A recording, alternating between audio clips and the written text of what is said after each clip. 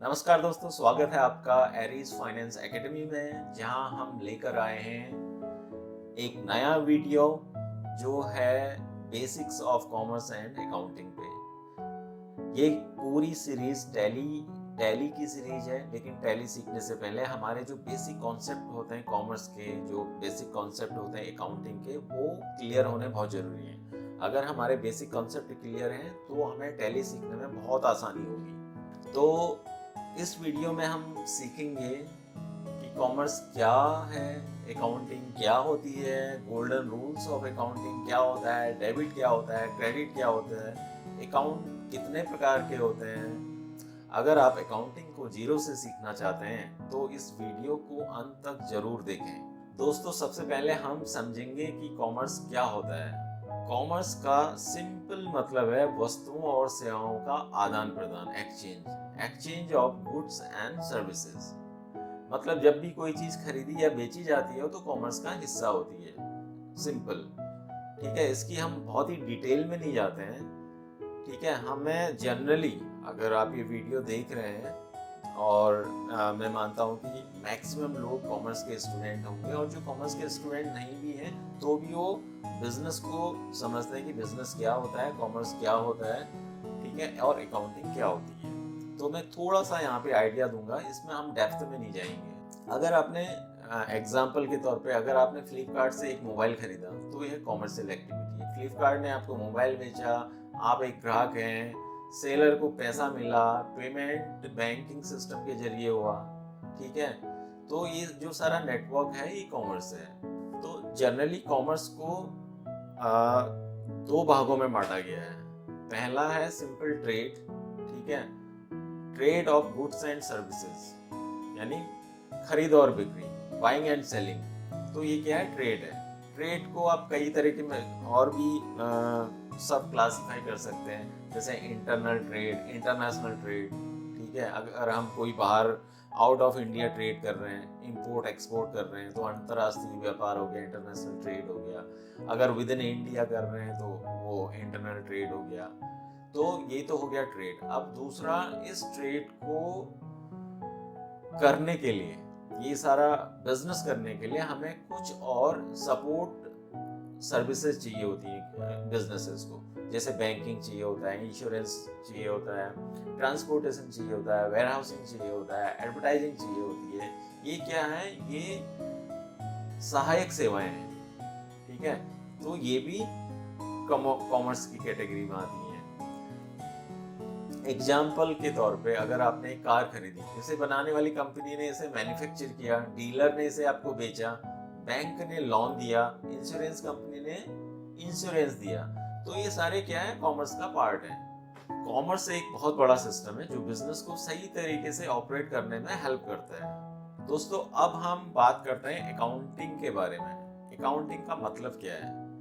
अगर हम सिंपल भाषा में बोलें, अकाउंटिंग एक प्रोसेस है जिसके माध्यम से किसी भी व्यवसाय के आर्थिक लेन देन, जो भी ट्रांजैक्शन होते हैं, उनको सिस्टमैटिक तरीके से रिकॉर्ड किया जाता है। फॉर एग्जाम्पल, अगर आप एक दुकान चलाते हैं और रोज सामान खरीदते हैं और बेचते हैं, तो आपको यह जानने की जरूरत होगी कि कितना सामान आपने खरीदा, कितना सामान आपने बेचा, आपको कितना मुनाफा, कितना प्रॉफिट हुआ, और कौन कौन से आपने खर्चे किए, ठीक है। तो ये सारा हमें कैसे पता चलेगा? ये सारा तभी पता चलेगा जब आप एक प्रॉपर अकाउंटिंग सिस्टम फॉलो कर रहे होंगे। तो अकाउंटिंग के बहुत सारे फायदे हैं। मेन फायदा तो यही है कि हमें पता, भाई हम बिजनेस क्यों कर रहे हैं, हम बिजनेस, कोई भी बिजनेस क्यों चल रहा है, कोई भी कंपनी क्यों चल रही है? प्रॉफिट के लिए चल रही है, ठीक है। तो कितना प्रॉफिट हुआ, ये कैसे पता चलेगा? ये प्रॉपर अकाउंटिंग सिस्टम के रहते ही पता चलेगा, अदरवाइज नहीं पता चलेगा। तो अकाउंटिंग, ये लगा लो कि हर बिजनेस की एक बहुत इम्पोर्टेंट कड़ी है। तो हर कंपनी में, हर बिजनेस में एक अकाउंटिंग डिपार्टमेंट होता है, प्रॉपर अकाउंटिंग डिपार्टमेंट होता है, जो सारे ट्रांजेक्शन्स को रिकॉर्ड करता है, एनालाइज करता है, ठीक है। और उससे हमें पता चलता है कि कंपनी कहाँ पे है, किस कंडीशन में है, कितना लेना है, कितना देना है, कितनी इन्वेंट्री है, कितनी एसेट्स हैं कंपनी के पास, कितनी लायबिलिटीज हैं। अकाउंटिंग के बिना कोई भी बिजनेस सही तरीके से नहीं चल सकता। अकाउंटिंग को आसान बनाने के लिए 3 गोल्डन रूल्स होते हैं। गोल्डन रूल क्या कहता है? पर्सनल अकाउंट, जो लेता है उसे डेबिट करें, जो देता है उसे क्रेडिट करें। एग्जाम्पल, आपने अपने दोस्त को 1000 रुपये दिए तो उसे डेबिट करेंगे। तो आपके दोस्त ने आपको 1000 रुपये वापस कर दिए तो उसे क्रेडिट करेंगे। तो पर्सनल अकाउंट में जो लेता है उसे डेबिट, जो देता है उसे क्रेडिट। और रियल अकाउंट जो आता है उसे डेबिट, जो जाता है उसे क्रेडिट। एग्जाम्पल, अगर आपने एक नया लैपटॉप खरीदा, लैपटॉप अकाउंट को डेबिट करेंगे। अगर आपने कैश से भुगतान किया तो कैश अकाउंट को क्रेडिट करेंगे। जो आया उसको डेबिट, जो गया उसको क्रेडिट। तीसरा रूल है नॉमिनल अकाउंट्स के लिए। सभी खर्चों और लॉसेस को डेबिट करना है और सभी इनकम और प्रॉफिट्स को क्रेडिट करना है। एग्जाम्पल, आपने 5000 रुपये किराए का भुगतान किया तो रेंट अकाउंट को डेबिट करेंगे। आपको 10,000 रुपये बैंक ब्याज मिला तो इंटरेस्ट अकाउंट को क्रेडिट करेंगे। तो रूल क्या है नॉमिनल अकाउंट के लिए? सभी एक्सपेंस और लॉसेस को डेबिट और सभी प्रॉफिट और इनकम्स को क्रेडिट। तो अगर आप इन तीनों को पहचानना सीख गए तो अकाउंटिंग आपके लिए बहुत आसान हो जाएगी और टैली तो बहुत ही आसान हो जाएगी। टैली क्या, अगर ये गोल्डन रूल्स आप सीख गए तो कोई भी टैली के अलावा कोई भी अकाउंटिंग सॉफ्टवेयर आप आसानी से सीख सकते हैं। एक्चुअली जो टाइप्स ऑफ अकाउंट है वो एक इम्पोर्टेंट कॉन्सेप्ट है अकाउंटिंग का, तो इसे मैं एक बार फिर से रिपीट करता हूँ, क्योंकि अगर आप टाइप्स ऑफ अकाउंट अच्छे से समझ गए तो अकाउंटिंग की हर एंट्री करना आपके लिए बहुत आसान हो जाएगा। तो अकाउंट्स में मुख्य रूप से 3 प्रकार के अकाउंट्स होते हैं। Number 1 personal account, number 2 real accounts, number 3 nominal accounts. Personal accounts क्या होते हैं? व्यक्ति, कंपनी, संस्था, बैंक से जुड़े होते हैं, जो किसी के नाम से जुड़े होते हैं। ठीक है। रियल अकाउंट्स जो किसी वस्तु से जुड़े होते हैं, जो फिजिकली एग्जिस्ट करती है, जैसे cash, land, furniture, plant and machinery, जो भी फिजिकली एग्जिस्ट करती है वो सारे रियल अकाउंट हैं। और नॉमिनल अकाउंट क्या है? नॉमिनल अकाउंट सभी प्रकार के खर्चे, इनकम, प्रॉफिट एंड लॉसेस, वो सारे नॉमिनल अकाउंट हैं। तो अब बात आती है कि इन्हें पहचाने कैसे, कि कौन सा अकाउंट क्या है। पर्सनल अकाउंट को पहचानने का तरीका क्या है? अगर कोई लेन देन किसी व्यक्ति से, किसी कंपनी से, किसी संस्था से, किसी ऑर्गेनाइजेशन से, किसी बैंक से जुड़ा है तो यह पर्सनल अकाउंट होगा। एग्जाम्पल, आपने अपने दोस्त राहुल को 5000 रुपये दिए तो राहुल का अकाउंट आपकी बुक्स में क्या है? एक पर्सनल अकाउंट है। आपकी दुकान ने एसबीआई बैंक से लोन लिया तो एसबीआई बैंक आपके लिए क्या है? पर्सनल अकाउंट है। ठीक है। अब बात करते हैं रियल अकाउंट। अगर कोई चीज भौतिक रूप से मौजूद है, फिजिकली एग्जिस्ट करती है, टेंजिबल एसेट्स, यानी जिसे आप देख सकते हैं, छू सकते हैं, वह रियल अकाउंट है। फॉर एग्जाम्पल, आपने 50,000 का एक लैपटॉप खरीदा तो लैपटॉप क्या है? रियल अकाउंट है। आपने एक नया गोदाम खरीदा तो गोदाम अकाउंट क्या है? वेयरहाउस अकाउंट क्या है? आपके लिए रियल अकाउंट है। आपने 1 लाख रुपए कैश जमा किए बैंक में तो कैश क्या है? आपका रियल अकाउंट है। और बैंक में जमा किए, बैंक क्या है? पर्सनल अकाउंट है। अब तीसरा आता है नॉमिनल अकाउंट। सिंपल, अगर लेन देन, खर्च, एक्सपेंसेस और इनकम, लॉस, प्रॉफिट से जुड़ा है तो नॉमिनल अकाउंट है।